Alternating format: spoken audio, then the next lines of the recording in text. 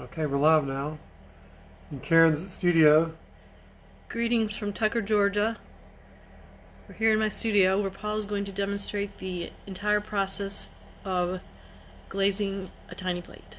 We're now looking at the Gregorian calendar. Karen gets one every year. And this one is Innocence on the bicycle of propriety, carrying the urn of reputation safely over the abyss of indiscretion. Fascinating. Come on this way. So today we're going to be showing the process of making plates.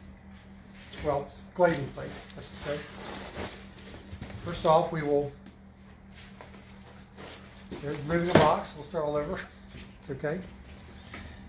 Today we're going to show how to glaze some plates, process of glazing plates. So we're starting with some glaze here. This is Speedball medium blue, excuse me, royal blue Speedball, a company from Statesville, North Carolina. Very near Elkin, where I'm from. So we pour a little of that in here, get a plate. Karen made these plates last week. There's the back, it's some kind of swirl pattern. For some reason, she made the toothy edges for some reason. Unfortunately, the sweatshop, this is the only sweatshop worker we have these days. Yeah, the pandemic has taken its toll. The other sweatshop workers are still with us. It sounds like. Oh yeah, they are. But we just don't want them in the dusty environment. No, we don't sweat with them in the shop.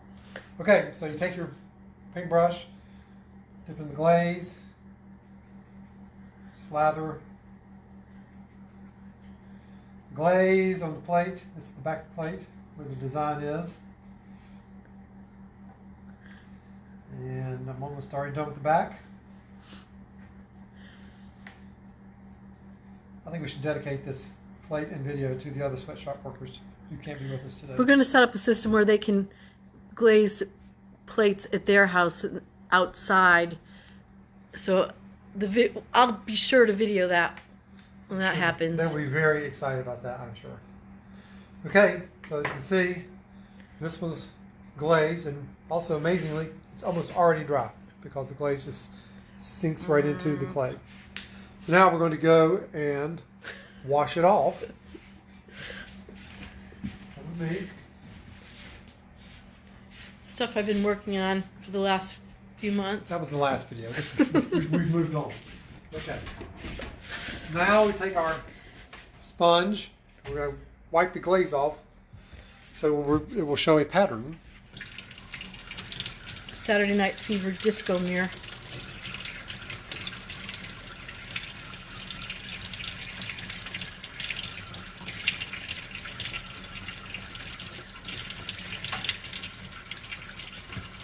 I always do this inside first because when you're holding it, it gets wet and then some of the back gets rubbed off a little bit.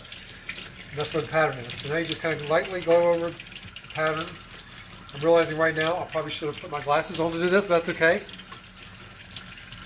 I'll just squint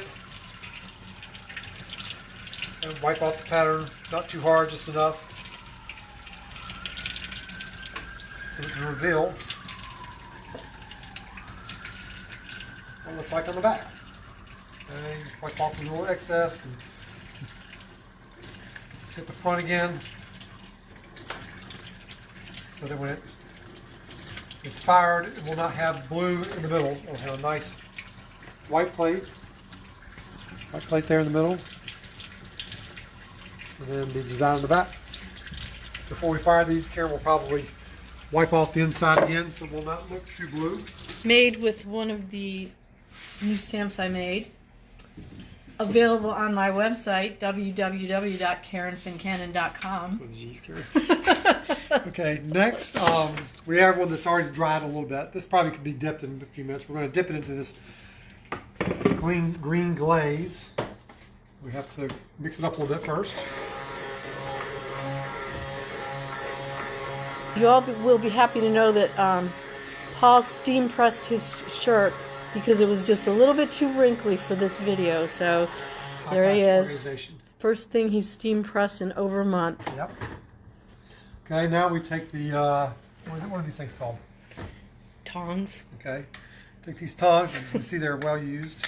Lots of glaze on there. And we take the one I did already previously. Look at that. What do you see there, Karen? Yeah. I get some of those. I get a little bit of that blue off of there. So we'll use another sponge and kind of sponge it off a little bit. It's not perfect. That's okay. Can I let it go with that? That's good. Okay, good. All right. It's already a little bit dry. Take the tongs and dip it in there. Flap it around a little bit. Get the glaze off. Nice part. Okay, it's done. So now we walk it over to the kiln. Stamps.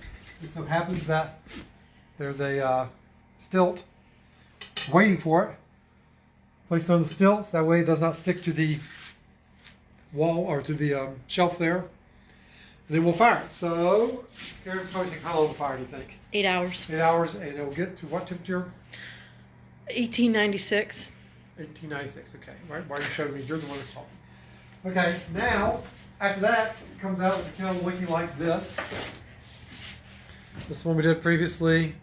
It's got stars on the back. As you can see, it's all glazed up. So now we are going to, oops, have to do this. Be right back. Now we're going to make a decal and put on the plate. While he's doing that, I'll show you the backs of my animals that I've been working on, which was in the last video. All right, just a second. I'm going to show you. I have this decal. I saw that karma. I'm going to stick it in the water here. We have to let it sit there for a couple minutes. So continue with what you were saying, Karen. This is far more interesting. It takes a couple minutes for the decal to be ready to slide off the background. And why don't you describe how the decals are made, Paul? Well, Karen, what we do is we buy some decal paper, and then we print them on a laser printer. It has to be a laser printer. There's the Box O decals. And you have to make sure you buy the right paper, and usually Paul does not. Buys the wrong paper, and it doesn't work that well. But we have some old decals here. And just it has to print on a laser printer. Can't print on a There's enough inkjet. iron oxide in laser printers to make an image on the fired glaze. Does that make sense? I guess. So we'll see. We'll test it and see if it can come off yet. You just kind of slide a little bit. It's not quite ready to slide yet. So put it back in there. So we'll talk amongst ourselves some more. Hey, Jason. It's Jason WS? Yep. All right, Jason. Jason's our friend from Ireland. In Galway. He's over in beautiful Galway right now. And he is a magnificent birder. Loves birds, loves taking photographs, loves all nature. And we spent many a wonderful hour or two with Jason down on the Long Walk, which is the pier in Galway. And he's shown us all the wildlife and the birds and the dolphin and other things in the bay. Let's see, is it ready to go yet? Yep, yep, it's pretty close. Okay. So now you just kind of take it from there and you kind of slide it off. Kind of position it, and you can hold up the light. You want to get so it's not wrinkled.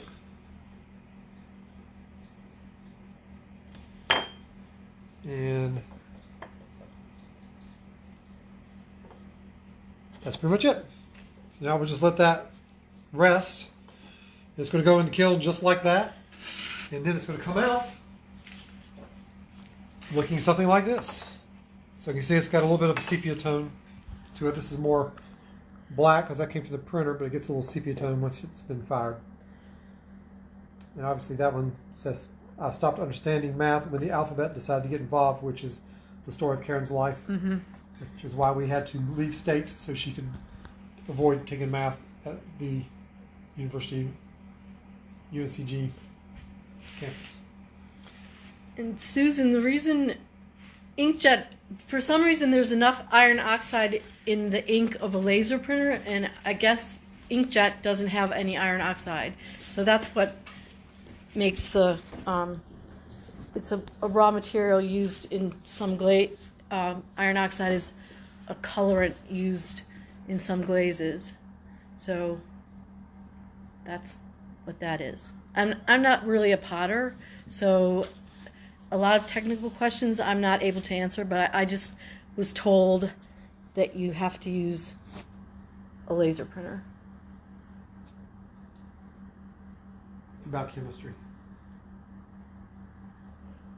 Is that it? I think Would you like to say anything else? No, I would not. I have nothing else to say. I got to get the glazing these plates because that's this kind of sweatshop worker I am. Yep, he's got plates. Got animals. Plates, animals. Other plates. Here's more of my stamps.